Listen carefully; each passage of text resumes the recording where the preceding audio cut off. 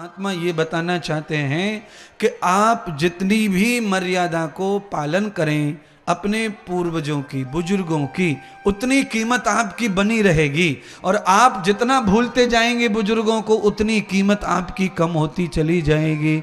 आपके पास बंगला बड़ा हो जाएगा, घर बड़ा हो जाएगा, बैंक बैलेंस बड़ा हो जाएगा, पर आपकी वैल्यू कम होती चली जाएगी। कितनी वैल्यू कम?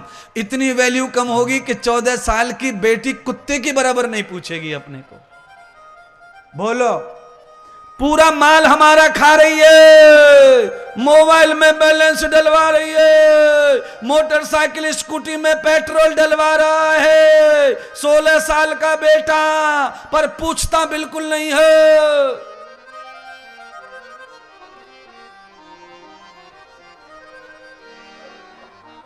जिनके बच्चे माता पिता को पूछ के कहीं जाते हैं मोटरसाइकिल लेकर, मोबाइल में नंबर मम्मी को पूछ के डायल करते, ऐसे बच्चों को मैं प्रणाम करता हूँ।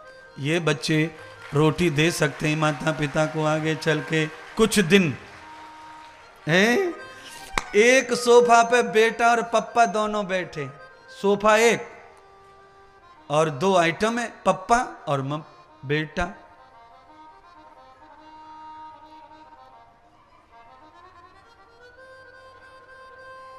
हेलो, पापा बैठे, पापा।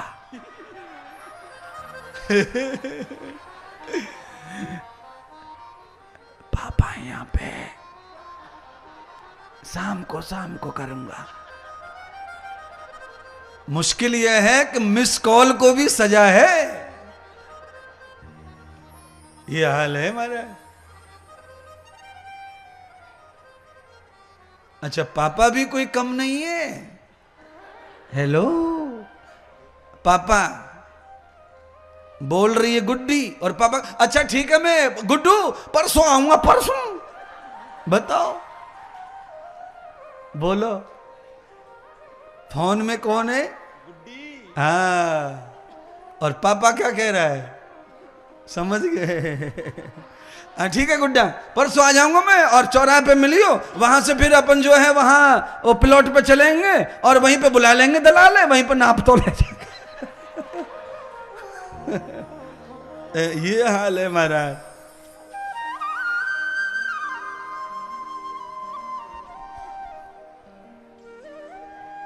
ये किसी का दोष नहीं है, इस देश को अपने कब्जे में करने वाले मैकाले का दोष है। ये उस नालायक का दोष है।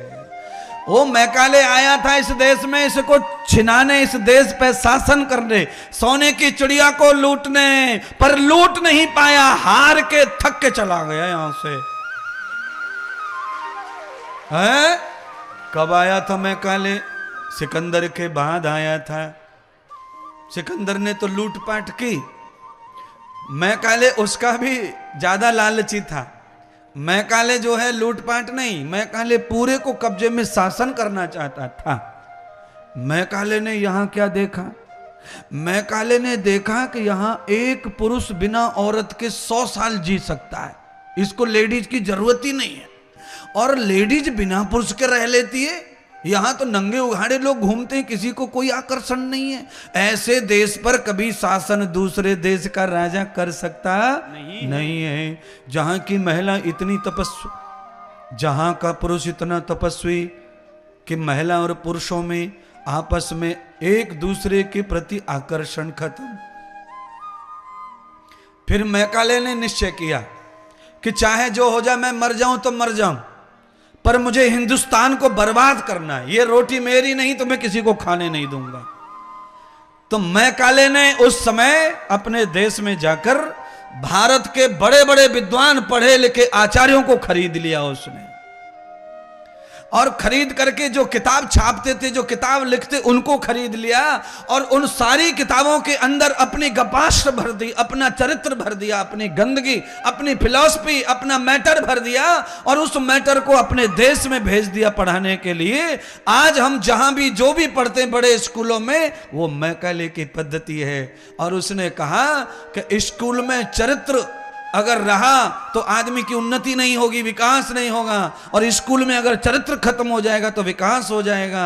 आज वो दिन मैकाले का आ गया, स्कूल में चरित्र खत्म हो गए, 0/0 चरित्र हो गए, और अब विकास हो रहा है। क्या वो आप सब जानो, मुझे नहीं पता क्या विकास है। स्कूलों में चरित्रहीनता को लाने वाला मैकाले है।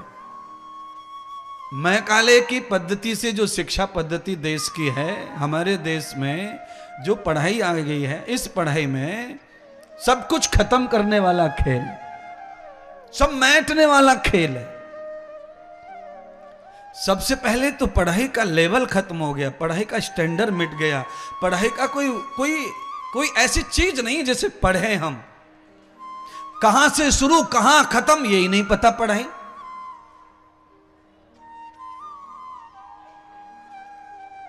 पढ़ाई का कहीं शुरुआत हो फिर कहीं समाप्ति हो तो मान लिया जाए। पढ़ाई का कोई बेस नहीं बचा। हर साल बदलती है पढ़ाई। हर साल नई नई किताब आती है बच्चों के लिए, नई नई किताब। बड़ा मुश्किल है महाराज। अरे इस नकली ज्ञान को पढ़ पढ़ के चरित्र खत्म हो गए, कुछ बचा नहीं स्टूडेंट के पास। और जिनके पास में चरित्र नहीं बचा है, उनके पास धन वैभव मगला किसी काम का नहीं है, कुछ काम का नहीं है। वो